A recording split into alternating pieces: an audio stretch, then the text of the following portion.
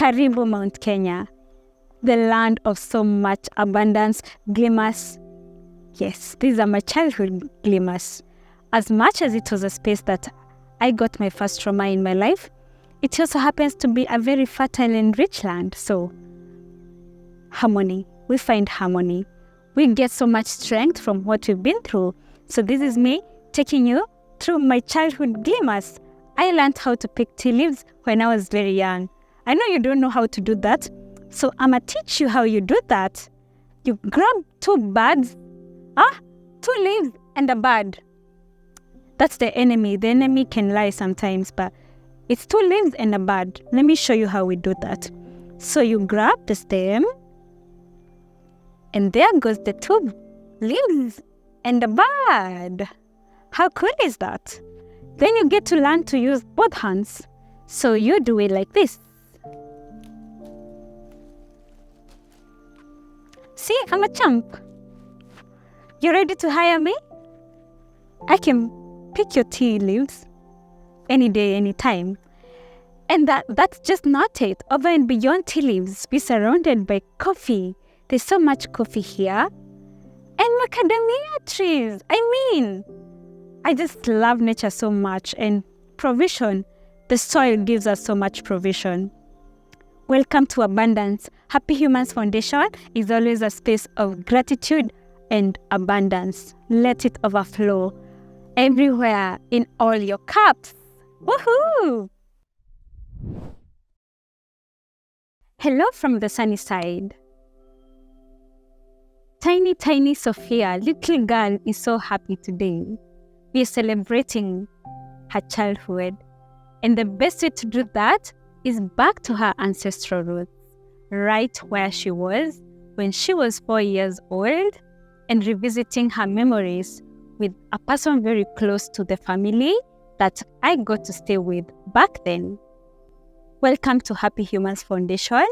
I am always your happy host, Sophia Wawero. Are you ready for this deep dive? If you've watched episode 1, which is step 1, Welcome to My Philosophical World, you're familiar to this book, What Happened to You by Dr. Bruce Perry and Oprah Winfrey. It's a very deep dive on the psychological path of how the brain works, what happened to us, because what happened to us is what determines who we are as of today. We might think that as we grow older, we kind of evolve so much, but it's never far from your sense of belonging, how you were loved, how your first experience and exposure was to the world. Remember back then, I would really love if you had not watched the first episode. It would be great if you get to, because it will give good guidance to this. When we covered adverse childhood experiences and the exposure, the people we get to meet at a very tender age determines the people who we end up to be. And it gives good guidance on the journey of extending compassion, grace to self, kindness, and doing the same to the rest of the community that you get to engage with, because we all have our own story, and sometimes only you can tell your story, and it's totally different from everyone's. So welcome to today's version of Happy Humans, which is Sophia being vulnerable on her journey and forgiveness. I am a part of a community where we talk about digital entrepreneurship, and over and beyond that, it's a community where we look back to see how can we be the best versions of ourselves.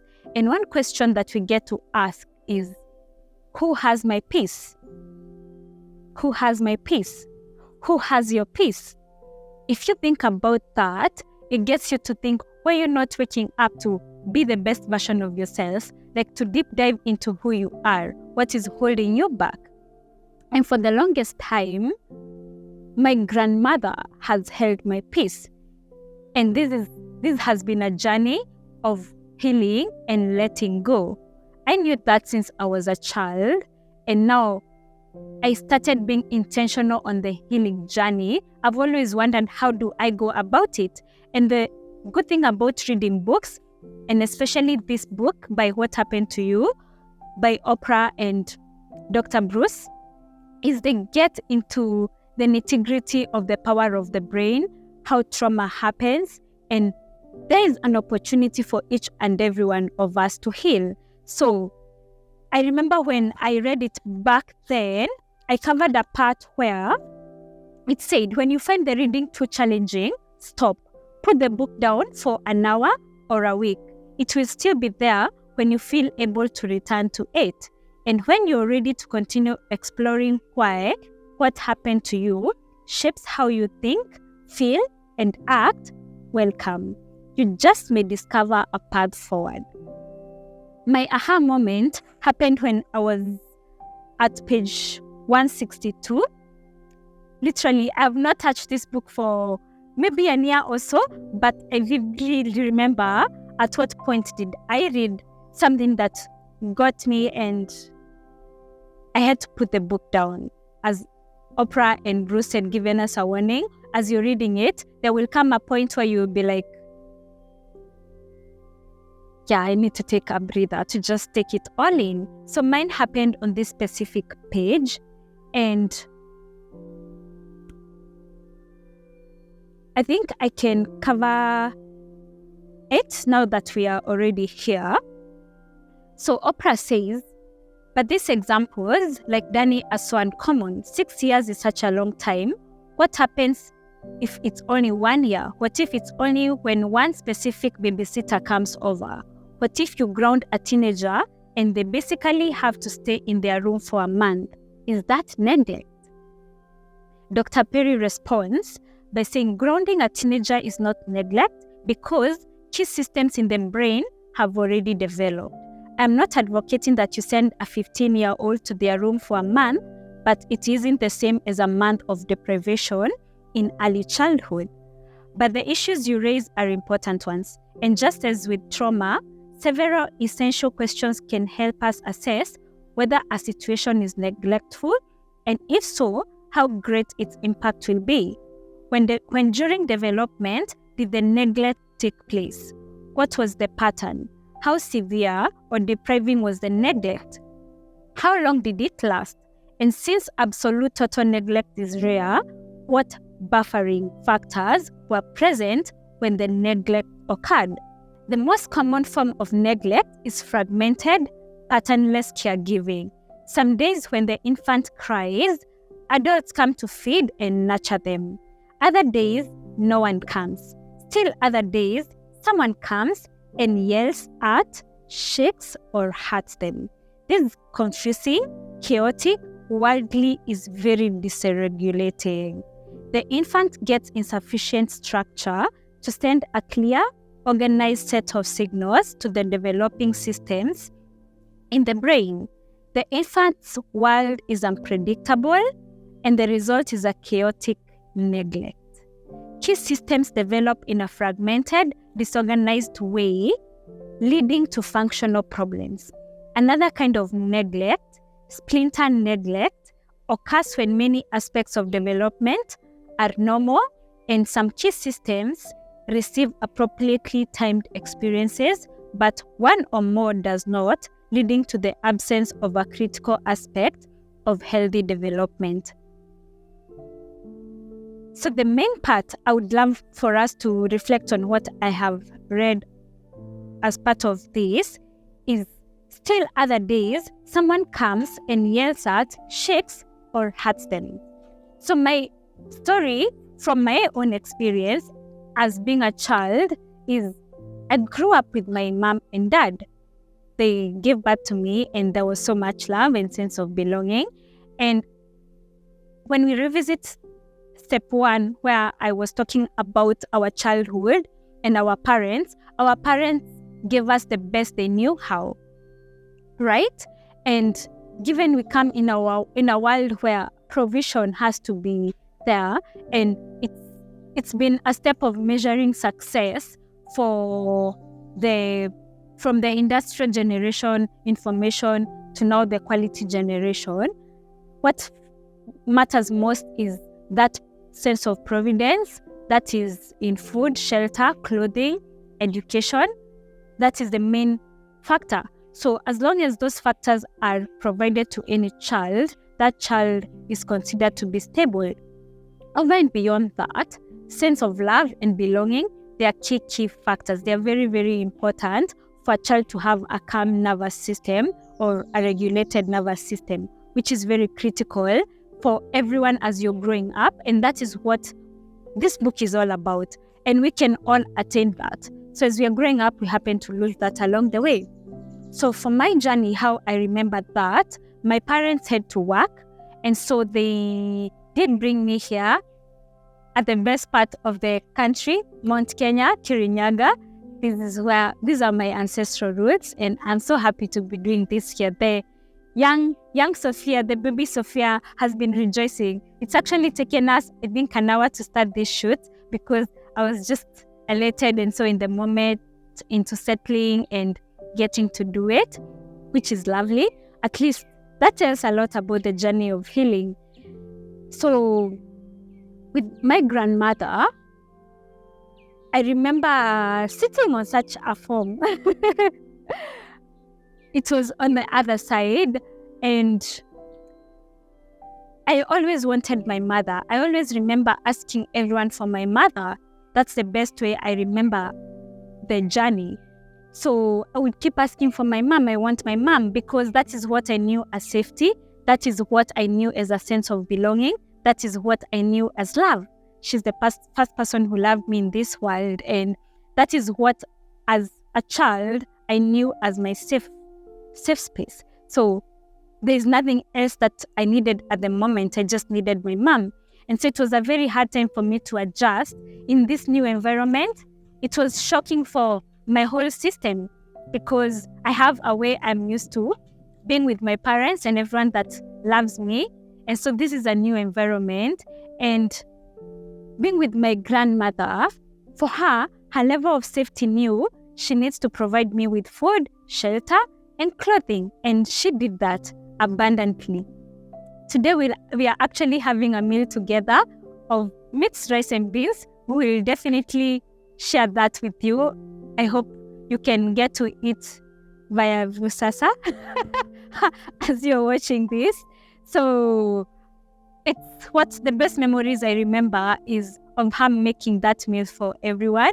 And the other part about my grandmother, from what my mom has told me, is she was a very, very generous woman. So if anyone was passing through here, and there is a shortcut, so you will find most people have to pass through my grandmother's homestead. When they are going to the other side of the road, she would just give generously to anyone. In Kikuyu, that is called modo motana, meaning generosity. So that's the best memory I have of her, of us sharing that meal together and everyone in the family and enjoying really good times. The sad part about being here, which affected me to date, is how the process was of me being taken care of while here. Yeah. So I would ask for my mom, and over and beyond that, because my nervous system is triggered, and you know when you're triggered, you only have two options. You either flight or you freeze. So mine used to be flight. So I could go to the main road and then start looking for my mom because I want my mom. I just want my mom. That's all I want. So there would be villagers walking on the road and they're like, your mom went to the market. So, and that was something about my brain. I think my brain had developed way early and most people didn't have that understanding. So everyone thought I'm just a baby. Well, yeah, I am a baby, but I'm not a baby because my brain can think. Because I'm like, no, there's no way she goes to the market every day. Today is a new day. Yesterday you told me she went to the market. Today is a new day. She went to the market. If you go to the market, you go to the market and come back. So why is my mom not coming back? I want my mom. And so what would happen is my grandmother would come, get me from the road, and then beat me, and then tell me, sit here, don't leave here, sit here. I said, you sit here, don't leave. Then the next minute, I think I remember just holding myself like this and just think that because now I've been beaten, I've tried the best I can asking for my mom, I'm not getting my mom. And I think I found nature so healing but then the seat used to be under a tree. It's actually still here. I'm looking at it. It's a white sapota. I don't know if you know those fruits. They're very sweet fruits that have one seed in the middle. And I just remember from then, I think that is where my love for nature came from. And this big avocado tree that is over 60 years, can you imagine that? It's right in front of the house, 60 years old or more. That is as far as we can remember us who found it. I'll ask my mom if when she was growing up, it was still right here. Probably it was. And that talks a lot about nature, as I always say. Back to the first episode where I was talking about the importance of planting trees. The shadow can get to be used by the future generation. And that means that every other thing in life has light. Sharing my light involves a journey too. Just because we wake up and choose light doesn't mean darkness doesn't exist. There actually has to be darkness for the light to glow. And that's exactly what happens with everyone's story. And so sharing my own story is the best way to resonate with each and every one of us, because we are all on that journey and they can both coexist. We can get to heal as we're being the best versions of ourselves. And so I'm happily sharing my light as we go on with the journey of happy humans. So what was the impact of what I got from my grandmother? So I got an unsafe space where I have issues with being left and attachment, So we might just be as friends at a party and a friend says they need to leave abruptly and I feel that. So my brain shifts to flight or fight or freeze, and it's a journey, so it takes recognition. And I'm just about to read that part from this book where it talks about that journey of healing. We can all heal. It's very possible. So Oprah says, and the lesson is that no matter what has happened, you get a chance to rewrite the script. Dr. Perry says, exactly. It really is never too late. Healing is possible. The key is knowing where to start the process and matching the developmental needs of the person. And so with my story, it's the reason we are here today. It's starting from the beginning. Where do I think I had this trauma that I need to heal from? And so revisiting this moment and accepting it actually happened to then start the healing process. I've been intentionally doing that for years. And thanks to this book, it gave me so much clarity and helped me on that journey from last year. I think I read it in 2022, the month of June. And so it's given me a very tactical approach to doing that. And so from what the other part on that Oprah shares is, I remember talking to Belinda, who runs the Nia Imani Center, a long-term transitional housing facility for homeless young women who are pregnant or have young children. Belinda said that women often come to the center with behavioral disorders like a quick temper or the inability to hold a job. The kinds of things that can come from being raised in a traumatic environment. When she starts teaching them about trauma, she says they begin to understand that their struggles with emotions and acting out are connected to what happened to them. That realization in itself can be life-changing when you've labeled yourself as bad or stupid and believe that was your fate. Dr. Perry responds by saying, I can't tell you how many people feel incredibly relieved when they get an explanation of how their brain is working. See? So when you read this book, it takes you through that journey of, oh, wait, so that's why I do this because of this. And from the first episode, we talked about the 5 5 approach to root cause analysis, where you're asking 5 whys to understand the root cause of the problem. We don't give them a psychiatric label. We are just saying this is the way you are organized, and it's absolutely predictable based upon what happened to you. Then we help them understand that the brain is malleable, plastic, changeable. And the newest part is neuroplasticity. It's the latest discovery that the brain can actually keep on renewing and developing every other day.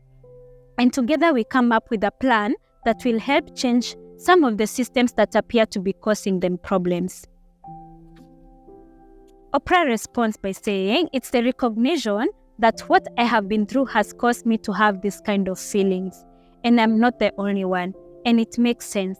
It makes sense that if you are an overworked mother of 3 or 4 with a history of trauma, you'll have trouble coping with trying to carry your burdens all by yourself.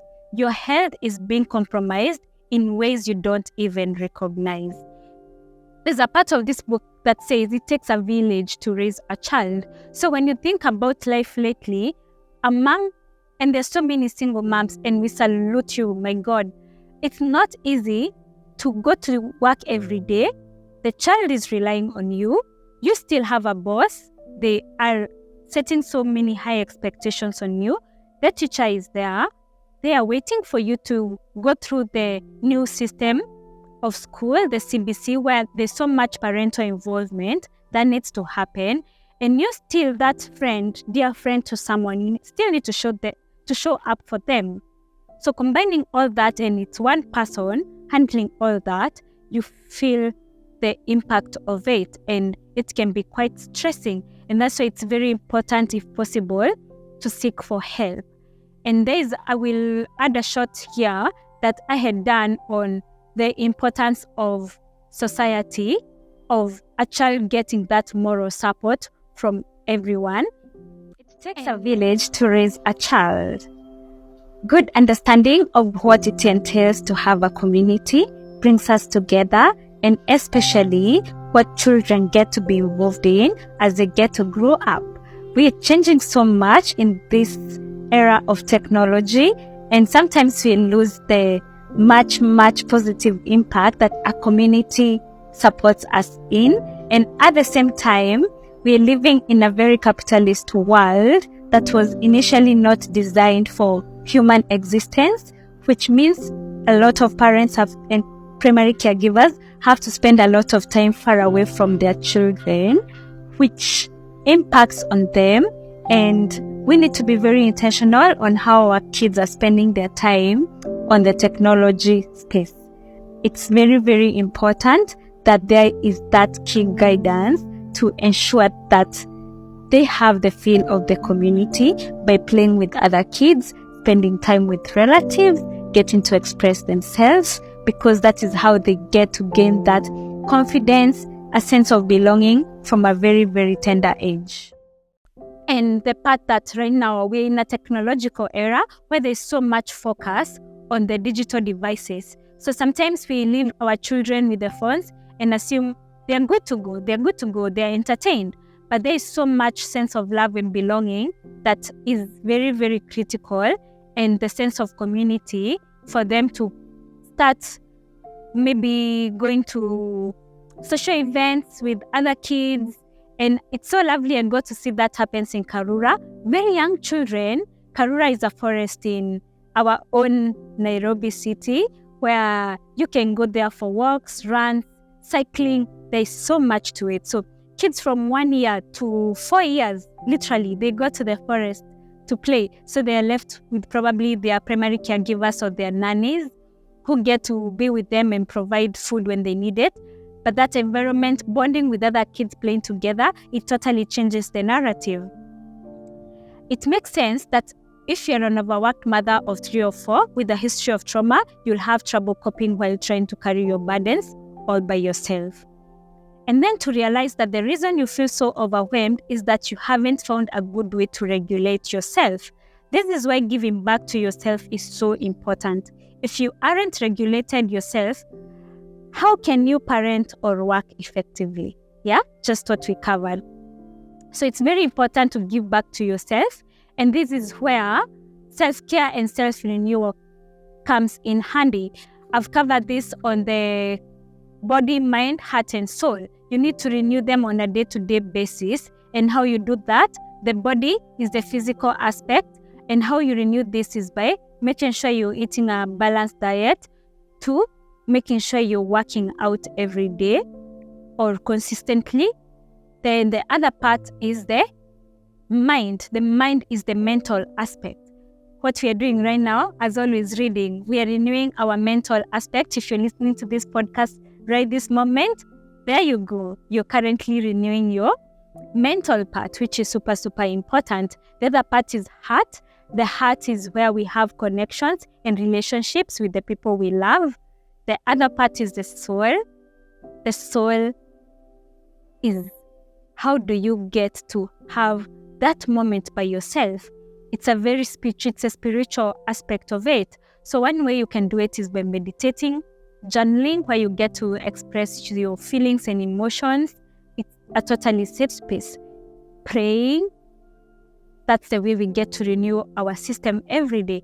And it's very, very important to make sure we have all of them going in. That is such an important point. We are often asked to help children and youth who've been maltreated or traumatized, or consult for a community following a traumatic event. And when I tell people that I'll actually need to work with the adults too, they're confused. But if the adults who live with, teach, and treat these children are not regulated, they will not be able to be fully present in a compassionate, regulated way. Compassion, keyword, compassion, kindness, extending grace. It's very, very important.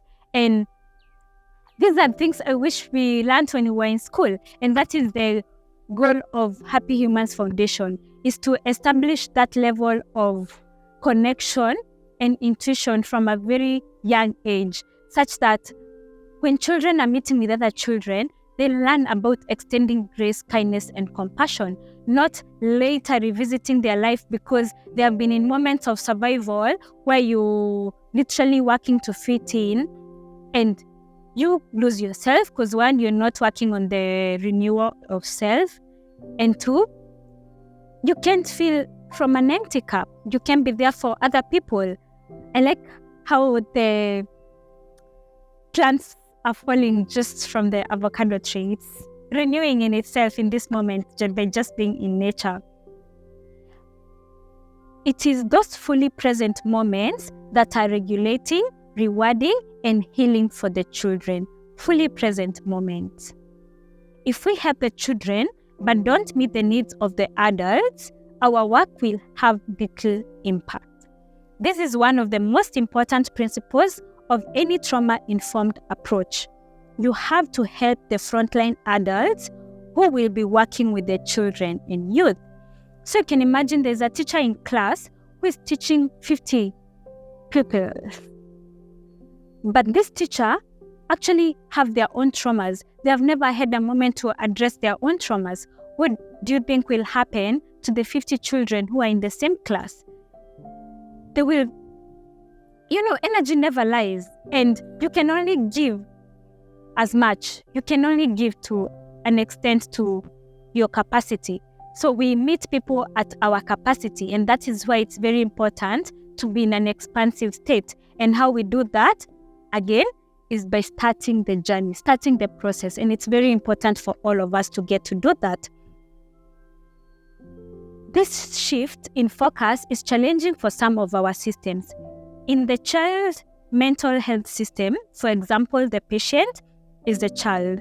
The system's economic model typically doesn't include paying a clinician if they want to give time to the child's teacher, coach, or even parents. This is short-sighted. We know that a dysregulated adult cannot regulate a dysregulated child. Allow me to read that again. We know that a dysregulated adult cannot regulate a dysregulated child. As I said, you can only give from your capacity. An exhausted, frustrated, dysregulated adult can't regulate anybody. Literally, they need help themselves.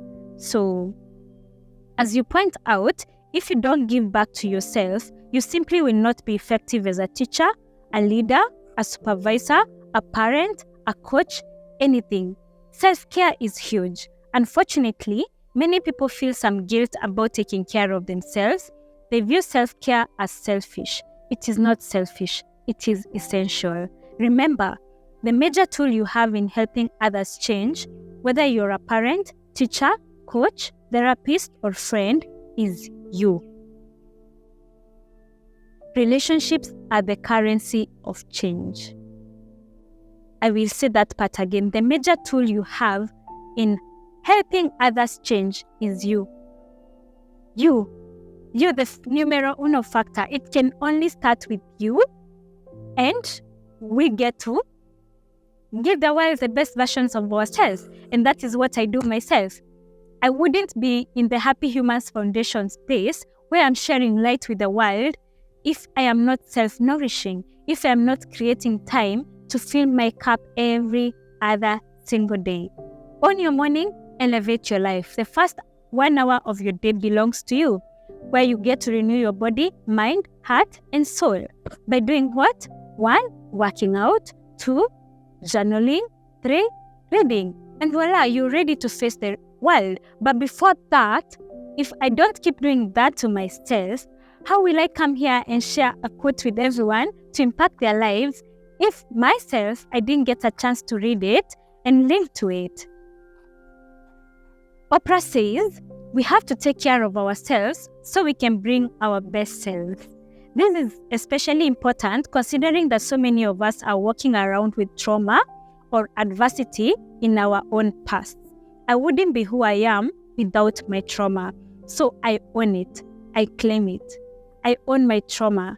I got trauma from being beaten by my grandmother. By that moment, all I needed from my grandmom at that point is compassion, that sense of belonging. She just hugs me and tells me it's actually okay. Your mom needs to work, and when she's done working, she'll come back for you. But what happened instead? I would be beaten for asking for my mom. So when you think about it, it actually happened. So I own it, I claim it. That is the journey of healing. I have to accept that actually happened. And by doing that, I believe I have found a way to use it in the service to others. Empathy, compassion, and forgiveness. And I'll tell you for sure, probably if I didn't go through my journey, I wouldn't know how to be who I am today. I wouldn't probably have started Happy Humans Foundation because I wouldn't relate. So sometimes, and that's the beauty about life, there's one podcast I listened to where Oprah was talking about, through everything that happens in your life, what is the lesson to learn from it? There is always something. Sometimes it's so painful, and we can all say, as a child, you don't deserve some of these things. But all of us, we are healing from trauma or something that happened to us, unfortunately. And through the traumas is where we find glimmers. I listened to Kerry Washington. Most of you might know her as Olivia Pope from The Scandal. She recently did a podcast on Jay Shetty's podcast. So she was talking about her journey, where she says through the hardships she's been through is where her strength did come from. It's how she learned to find those glimmers. And she also got to mention, we look at our generations, the problems we've been through as the only problems, but there were also glimmers. Always remember, there's something positive that happened out of that. So I learned the sense of community since from my grandmom, how she would be of service to others, and it runs in the family because my mom is the same. Service to mankind, she's always ready to serve. That is her main love language. She will be ready to serve everyone in her surrounding. So there are always the glimmers in everything, even as much as there are traumas in that journey. So by that, you learn to always extend grace and compassion. I'm very big on that, and that is the main thing about Happy Humans Foundation. It's about us learning to be kind to each other, because that's how we get to share light with everyone. These are all part of the practice that moves me forward in every decision or encounter I experience. That is empathy, compassion, and forgiveness. Then Dr. Perry says, yes, that brings us back to post-traumatic wisdom. So when we're starting, if you check this book, and I always advocate for every family, every household, every homestead needs to have What Happened to You by Dr. Bruce Perry. See, this is why I undress books. I just keep the cover aside always, because it's easier to get into the book like that. So chapter 1 is about making sense of the world. And now the part that I'm reading is, as you approach the last chapter, it's chapter 7 out of 10 chapters. It's about post-traumatic wisdom. So at the beginning, you didn't know even where to start. Then the second chapter is about seeking balance. How do you get to understand your nervous system and go about it to be a functional human being while being self-renewing while at it? Then we get to understand how trauma goes about, how the brain is structured, the cortex, the limbic system, how the brain processes and communicates information, which part reacts to trauma. And we will cover this. I will do a masterclass on how the brain is structured. When I do, please look out for it and run as fast as you can to get your ticket for the event, because we all need that. We need to understand how our brain works. So as we approach this part, but now we have good understanding of how trauma works and the traumatic wisdom, which is what we are covering right now, that you can actually get to heal. When you've lived through adversity, you can come to a point in your life where you can look back, reflect, learn, and grow from the experience. I believe it's hard to understand humankind unless you know a little bit about adversity. Adversity, challenges, disappointment, loss, trauma, all can contribute to the capacity to be broadly empathetic, to become wise. Trauma and adversity, in a way, are gifts. Trauma, adversity, in a way, are gifts. As we said, through the traumas, we get the glimmers. There's so many glimmers from our past. What we do with these gifts will differ from person to person. Oprah says, it's so interesting to hear you say that. When I was growing up, I wanted to live it to Beaver. That was my idea of what a family should be. Milk and cookies at home, mom and dad together, the whole thing. But I wouldn't have become the evolved human being that I am still in the process of becoming if I had everything at my disposal, or had everything I wanted at exactly the moment I thought I wanted that. I wanted it, right? And that is super powerful. That is what defines our presence here. It's through being those uncomfortable faces that we become the best versions of ourselves. It's how we were made. So the journey from Robin Sharma's The 5 a.m. Club is about learning how to be comfortable being uncomfortable, because there's no point in your life you will be comfortable. Like, you'll just wake up and you're like, actually, I got where I was going. That's direct translation from Swahili. Nilifika kwenye nilikuwa naenda. Yeah? I have arrived where I was going. And that is never the case. We are always renewing, evolving. As Oprah says, she's always evolving to be that best version of herself. And Dr. Perry says, I feel the same way. It is true, though, that the cost of wisdom can be very high. And for many people, the pain never gets away. The wise learn how to carry their burden with grace, often to protect others from the emotional intensity of their pain. I could go on and on and on and on, but I think the major takeout that I can share for now is through trauma, we get awareness, and through awareness, we get connectedness. And from that, we get to be a trauma-informed community. I will say that again. Through trauma, we get awareness. Through awareness, we get connectedness. And through connectedness, we get a trauma-informed community. And that is the importance of community, a sense of belonging, being together. And through forgiveness, compassion, kindness, everything changes. The narrative changes. And that is why I'm here, being vulnerable and sharing my story, because I've been through the whole journey. And I hope from my own journey, you can get, and I hope you're doing amazing, probably get to share this also with someone from your family or a friend you know that is going through the same. What happened to you is a very, very big resource on the journey of self-discovery, which is the major part of Happy Humans Foundation. The very first part is always the journey of self-discovery, self-mastery, to living as the best versions of ourselves. The first episode, the second and the third on Happy Humans Foundation covered that broadly. So this was me sharing my story, and I believe it is an inspiration to this generation, the future generation. As I always say, that is the goal of Happy Humans Foundation. So where do I sit at this moment with my grandmother? My grandmother, she's amazing. May her soul keep resting in peace. We unfortunately lost her in 1998.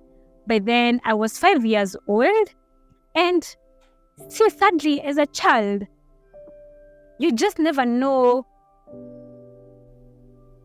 that people are going through loss. You don't understand what loss is. So for me, at that point, when we came for the burial and everyone is like, she's gone, you have barely no understanding for that. But for me, from where I did see it, it was a celebration. As a child, I can say that from the young Sophia, the baby Sophia was like, oh, this means my parents will never, ever, ever leave me here because she's gone. Whoever was supposed to take care of me when my parents are gone. Sorry, when my parents are gone. Yes, when my parents are gone they are going to work and left. It means that won't ever happen again. So for me, it was a journey of cool. I get to be with my parents, and the impact of that journey for me is I grew knowing grandmothers are not loved. So I came to learn later in life that actually you can love a grandmother. That's my own story, and I'm sharing it out with the world to share my speck of light and the journey that has been. So that has changed a lot along the way, and I've had grandmother figures after she left who have been very supportive on my own journey. Thank you for being here. I appreciate you. As always, it's never a goodbye. See you in the next one.